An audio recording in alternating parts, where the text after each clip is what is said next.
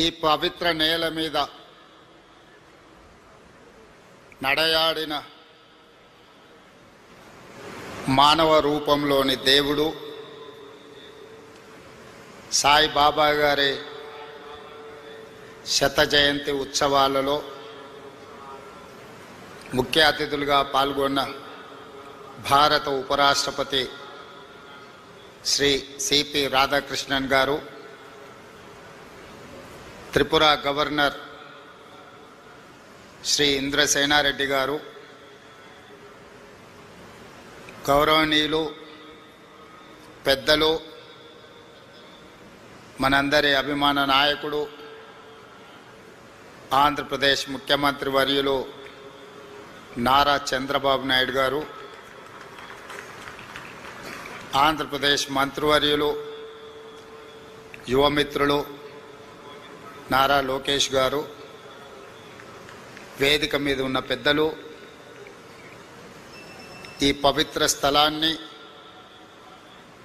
సాయిబాబా గారి శత జయంతి ఉత్సవాలలో పాల్గొనడానికి విచ్చేసిన వేలాది మంది భక్తులందరికీ కూడా బాబా గారి శత జయంతి శుభాకాంక్షలు తెలియజేస్తున్నా.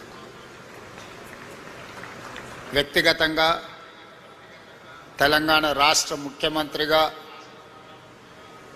ఈ కార్యక్రమంలో పాల్గొనడం ఒక గొప్ప గౌరవం, అరుదైన అవకాశం.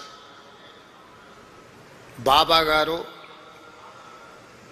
మనుషుల్లో దేవుడిని చూశారు,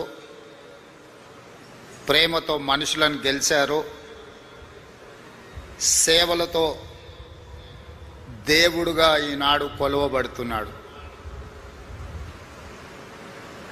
మానవులను ప్రేమించాలి, ప్రేమనే గొప్పది, ప్రేమ ద్వారా ఏమైనా సాధించవచ్చు అని చెప్పి బాబా గారు నిరూపించారు. వారు ఉన్నా, వారు మన మధ్యలో లేకపోయినా, వారి భావన, వారి ఆలోచన, వారిచ్చిన స్ఫూర్తి ఈనాడు ఈ శత జయంతి ఉత్సవాలలో నిర్వాహకుల అందరిలోనూ కనిపిస్తుంది. ఈనాడు వారి గురించి మాట్లాడుకోవాలన్నా, వారి సేవలను స్మరించుకోవాలన్నా, ప్రభుత్వాలు కూడా కొన్ని సందర్భంలో చేయలేని పనులను బాబా గారు, బాబా ట్రస్ట్ ప్రజలకు సేవలను అందించడం జరిగింది. అందులో ముఖ్యంగా కేజీ టు పీజీ ప్రతివాడికి విద్యను అందించాలి, ప్రతివాడు చదువుకోవడం ద్వారా జీవితంలో రాణించగలుగుతాడు నమ్మి ప్రభుత్వాలతో పోటీపడి కేజీ నుంచి పీజీ వరకు పేదలకు ఉచితంగా విద్యను అందించడం ద్వారా వేలాది లక్షలాది మంది యొక్క జీవితాలలో వెలుగులను బాబా గారు నింపగలిగినారు.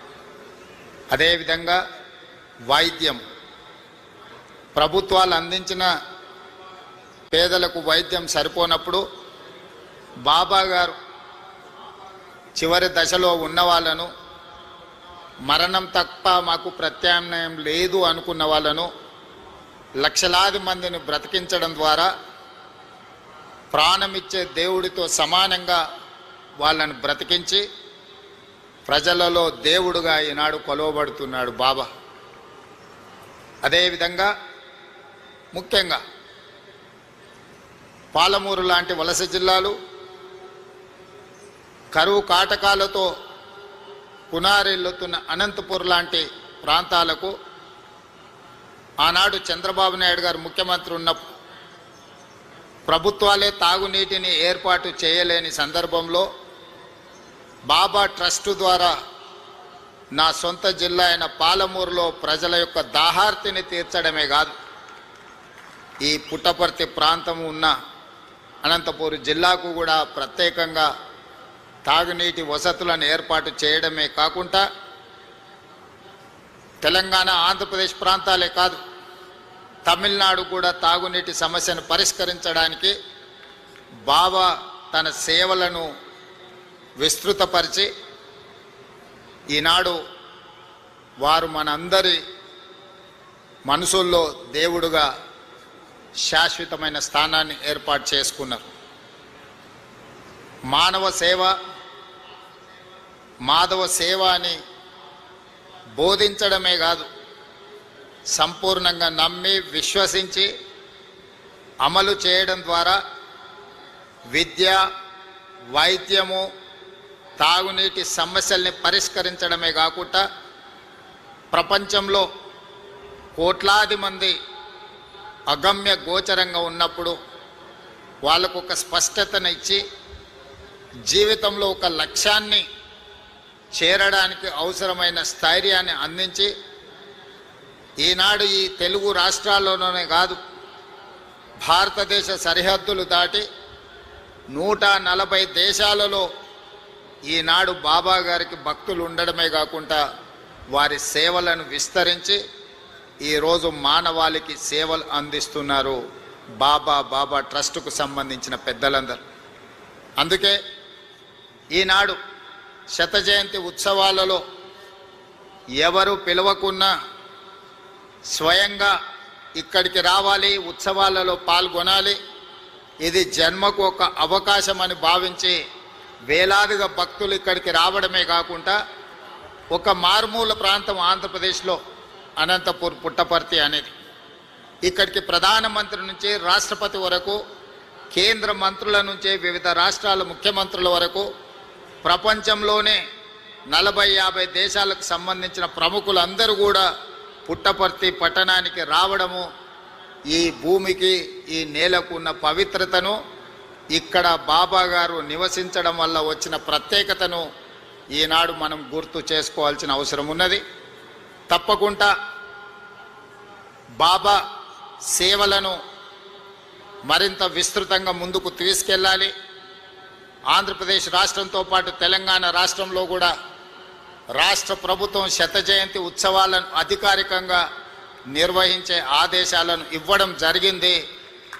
తెలంగాణ రాష్ట్రంలో బాబా గారి సేవలను విస్తృతం చేయడానికి, వారి ఆలోచనను, వారి విధానాన్ని ప్రజలకు చేరవేయడానికి మా ప్రభుత్వం ఎప్పుడూ సహకరిస్తుంది, సేవా కార్యక్రమాలలో పాల్గొంటుంది. ఈ కార్యక్రమానికి నన్ను ప్రత్యేక ఆహ్వానితులుగా ఆహ్వానించి ఇంత గొప్ప కార్యక్రమంలో పాల్గొనడానికి అవకాశం కల్పించిన నిర్వాహకులకు అందరికీ కూడా మనస్ఫూర్తిగా కృతజ్ఞతలు, ధన్యవాదాలు తెలియజేస్తూ భక్తులందరి దగ్గర సెలవు తీసుకుంటున్నాను. ధన్యవాదాలు.